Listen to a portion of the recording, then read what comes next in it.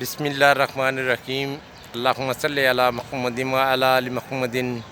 السلام علیکم ورحمۃ اللہ وبرکاتہ۔ امید کرتا ہوں آپ سب لوگ اللہ تعالیٰ کے فضل و کرم سے خرید کے ساتھ ہوں گے۔ اللہ تعالیٰ آپ سب کو اپنی حفظ و ایمان میں رکھے۔ اللہ تعالیٰ آپ سب پر اپنا کرم اور فضل فرمائے۔ تو آج بھی آیا ہوں لاما صاحب کی عیادت کے لیے اسپتال میں، تو چلتا ہوں اندر، پھر لاما صاحب سے بھی کچھ بات چیت کرتے ہیں۔ جی میں اس وقت ہاسپٹل میں ہوں، محترم حافظ و قاری علامہ محمد بشیر صاحب کے پاس ان کی بیمار پرچی کے لیے آئے ہوں، تو بیٹھے ہوئے ہیں، تھوڑی واقعی ہے، تو اب پانی پیا بیٹھے ہیں، تو میں علامہ صاحب سے فرما رہا ہوں کچھ نصیحت، کچھ حدیث وغیرہ، کچھ اس معاملے میں کچھ ہماری رہنمائی بھی فرما دیں تاکہ آپ لوگوں کو بھی فائدہ ہو اور ہمیں بھی کچھ فائدہ ہو جو سننے کے۔ جی محترم۔ جی بسم اللہ الرحمن الرحیم۔ ہاں جی محمد احسان صاحب، آپ بہت اچھے ہیں کہ آپ نے وقت نکالا اور میرے پاس تشریف لائے۔ دنیا میں سب سے اچھا دوست وہی ہوتا ہے کہ سرکار دو عالم صلی اللہ علیہ وسلم نے فرمایا کہ جس میں 3 نشانیاں ہوں وہ سب سے بہترین آپ کا اچھا دوست ہے۔ اس میں سے نمبر 1 یہ ہے کہ جسے تمہیں دیکھ کر اللہ یاد آئے۔ سبحان اللہ۔ یہ بہت کم لوگوں میں یہ چیز پائی جاتی ہے۔ جو اللہ تعالیٰ کے خاص لوگ ہوتے ہیں نا، اللہ کے جو خاص لوگ ہوتے ہیں ان کی یہ نشانی ہے کہ جنہیں تم دیکھو اور تمہیں اللہ یاد آ جائے۔ یہ اللہ کے جو محبوب بندے ہیں نا ان کی نشانی ہے۔ جیسا کہ اعلیٰ حضرت نے سرکار کے لیے یہ شعر بولا تھا نا کہ تجھے دیکھنے والے کہا کرتے ہیں اللہ اللہ، تجھے دیکھنے والے کہا کرتے ہیں اللہ اللہ، خدا یاد آتا ہے دیکھ کے صورت تیری۔ سبحان اللہ، سبحان اللہ، کیا بات۔ یہ اس حدیث مبارکہ کا ترجمہ ہے کہ جو لوگ اللہ کے محبوب بندے ہیں جنہیں دیکھ کر اللہ یاد آئے، تو یہ خاص لوگ ہوتے ہیں۔ یہ پہلی نشانی ہے ان لوگوں کی کہ جنہیں تم دیکھو اور تمہیں اللہ یاد آ جائے۔ ان کی زندگی کا نمونہ عملی طور پر ایسا ہو کہ تمہارے اندر بھی وہ جذبہ پیدا ہو کہ ان کی سیرت اپنانے کا۔ جیسا کہ ابتداً صحابہ کرام رضوان اللہ علیہ مجمعین جس علاقہ میں تبلیغ کے لیے جاتے تھے تو انہیں وہاں جنگ کرنے کی ضرورت نہیں پڑتی تھی، بلکہ انہیں لوگ دیکھ کر ہی ان کے کردار کو، ان کے قول و فعل کو، ان کی صورت کو، ان کی سیرت کو دیکھ کر ہی لوگ مسلمان ہو جاتے تھے۔ سبحان اللہ، کیا ہے۔ اس طرح کے مسلمان ہوتے ہیں۔ انڈونیشیا میں جب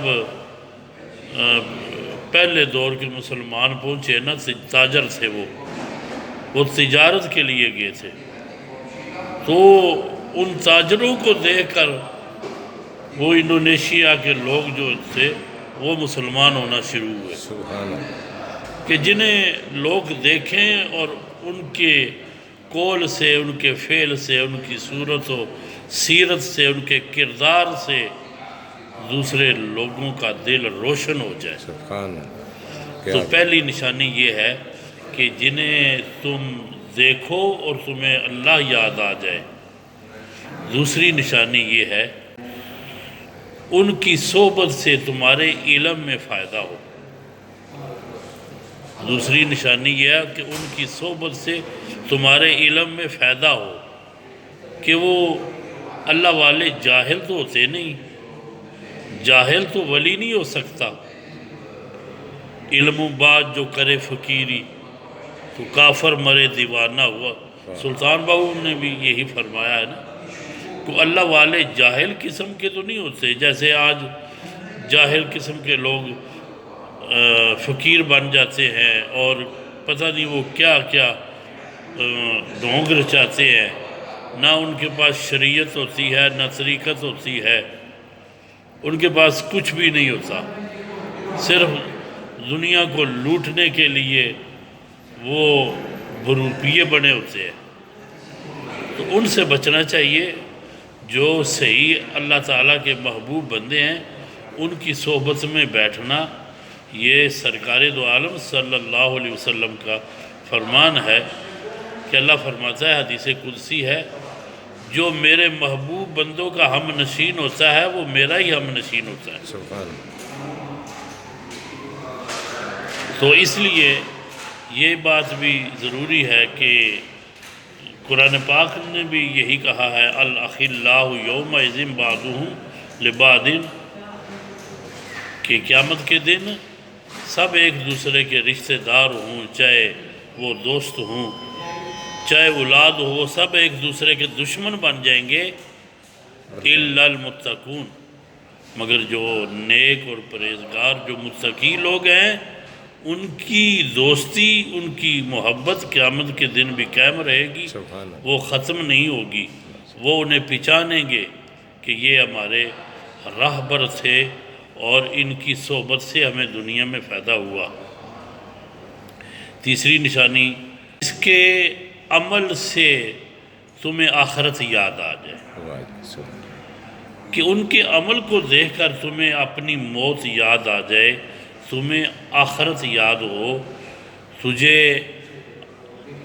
تمہارے دل میں وہ جذبہ پیدا ہو کہ تم وہ کام کرنا شروع کر دو کہ جن کاموں سے اللہ تعالیٰ راضی ہوتا ہے۔ یہ تیسری نشانی ہے کہ جن کے پاس بیٹھنے سے، یعنی جو اچھے دوست ہوتے ہیں، فرمایا اس کی تیسری نشانی ہے کہ اس کے پاس بیٹھنے سے آپ کو آخرت کی یاد، ان کا قول فعل، ان کا عمل جو ہے وہ آپ کو آخرت کی یاد دلائے۔ تو اس لیے میرے بزرگوں دوستو، خوش نصیب ہیں وہ لوگ جو اچھے دوستوں کی صحبت میں رہتے ہیں۔ یہ بہت ہی بڑا رشتہ ہے اللہ والوں کے ساتھ، اللہ کے محبوب اور نیک بندوں کے ساتھ دوستی کرنا، ان کے ساتھ ایک نسبت رکھنا، یہ بہت اچھا عمل ہے۔ صحیح حدیث مبارکہ میں ہے کہ ایک دوست ایک اللہ والے کے پاس ملاقات کے لیے جا رہا تھا، تو اللہ تعالیٰ نے ایک فرشتے کو اس کے راستے میں بھیج دیا۔ وہ راستے میں کھڑا تھا، وہ جا رہا تھا۔ یہ بڑی مشہور حدیث ہے، علماء بیان کرتے رہتے ہیں کہ جب وہ اس راستے سے گزر رہا تھا تو آگے وہ فرشتہ انسانی شکل میں کھڑا تھا۔ اس نے کہا، کہاں جا رہے ہو بھائی؟ اس نے کہا، جو آگے بستی ہے نا اس میں میرا ایک دوست ہے، اس سے ملنے جا رہا ہوں۔ تو اس فرشتے نے جو انسانی شکل میں تھا، جس کو اللہ نے بھیجا تھا، اس نے پوچھا کس لیے جا رہے ہو؟ کہ بس اس لیے جا رہا ہوں کہ وہ اچھا دوست ہے، وہ اللہ کا نیک اور محبوب بندہ ہے۔ تو اس نے کہا، اچھا تمہاری غرض کیا ہے؟ اس نے کہا، کوئی غرض نہیں ہے، کوئی مفاد؟ فرمایا، کوئی مفاد نہیں ہے۔ پھر کس لیے جا رہے ہو؟ بس اللہ کی رضا کے لیے جا رہا ہوں کہ وہ اللہ کا نیک بندہ ہے، اللہ کا محبوب بندہ ہے، اس سے ملنے کے لیے جا رہا ہوں۔ کہ جس طرح کہ سرکار نے فرمایا، یہ بھی اسی حدیث کا یہ ترجمہ بنتا ہے کہ جس کے عمل سے جس کے صحبت میں بیٹھنے سے تمہیں آخرت کی یاد آ جائے، تو اس نے کہا میرا جانے کا مقصد صرف اور صرف اللہ کی رضا ہے، میں نے اللہ کے لیے اس کے ساتھ دوستی رکھی ہوئی ہے اور میرا اور کوئی مقصد نہیں ہے۔